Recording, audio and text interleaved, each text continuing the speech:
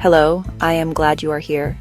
We are going to talk about something very important. We are going to talk about children, and we are going to talk about autism. Sometimes parents and teachers see a child who seems a little different. Maybe they don't talk as much as other children. Maybe they play in a very specific way. These small things can make you wonder. You might ask yourself, what does this mean? This is a good question to ask.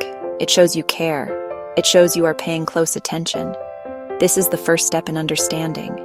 You are trying to see the world from their point of view. That is a very kind and necessary thing to do.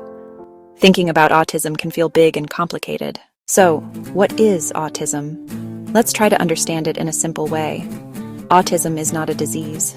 It is not something that needs to be cured. It is a different way of thinking. It is a different way of experiencing the world. The brain of a person with autism is wired differently. Think of it like having a different operating system on a computer. A Mac computer works differently than a Windows PC. Both can do amazing things. They process information in their own way. Neither one is wrong. They are just different systems. This different wiring affects how a person communicates, interacts socially, behaves, and what they are interested in. For a person with autism, the world can feel very loud and confusing. Sights, sounds, and smells can be overwhelming. Social rules that seem obvious to others can be very difficult to understand. It is like trying to follow a conversation in a language you have never heard before. It is important to remember that autism is a spectrum. Think of a rainbow. It has many different colors, and each color has many different shades. Two people with autism can be very different from each other. One person might be a brilliant scientist who has trouble with small talk. Another person might not speak at all but can create beautiful art. When you meet one child with autism, you have met one child with autism. Their experience is their own. It will not be the same as another child's. Think of it like cooking a recipe. Flour, sugar, eggs. How much of each ingredient you use changes the final dish. Each child has their own unique mix of traits and abilities. This is why observation is so important. Instead of just looking for a list of symptoms, watch the child in their daily life. How do they play? What makes them happy? What makes them upset? What do they do when they are calm? What do they do when they feel stressed? One of the first things parents often notice is a difference in communication. This might be delayed speech, or a child might learn to speak but use language in an unusual way. They might repeat phrases they hear on TV, which is called echolalia. They might talk at length about their favorite topic, but not be able to have a back-and-forth conversation. Another key area is social interaction. You might notice a baby who doesn't make much eye contact during feeding or play.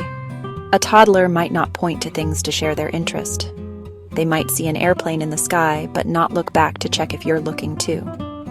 They might seem to be in their own world and not respond to their name. They might have difficulty understanding other people's feelings. Repetitive behaviors are also a common sign. These behaviors often help a child calm themselves. You might see a child who loves to rock back and forth, who flaps their hands when excited, or who is fascinated with spinning objects.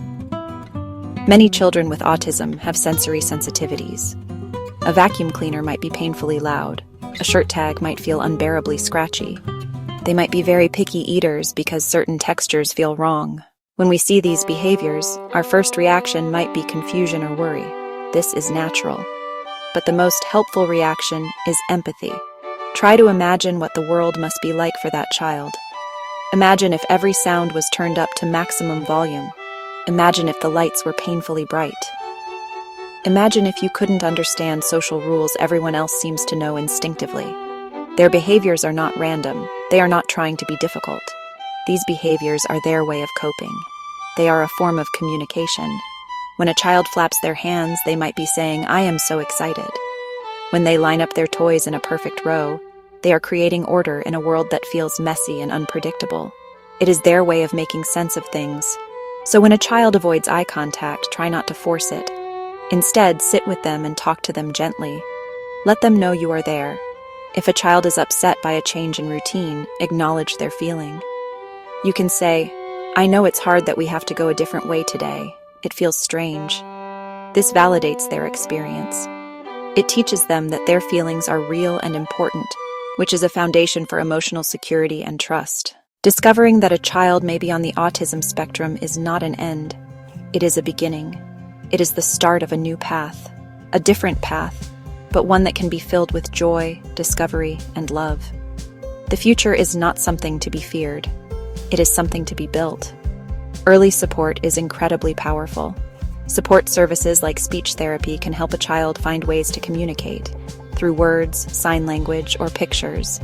Occupational therapy can help manage sensory challenges and develop skills for daily living. These supports reduce frustration and open the world for the child. The earlier a child gets tailored support, the more skills they build and the more confident they become. Support from family, teachers, and community is just as vital. Create an environment of acceptance. Celebrate their unique strengths. Be patient when they struggle. People with autism can lead full, happy, successful lives. They become scientists, artists, writers, programmers. They become loving family members and loyal friends.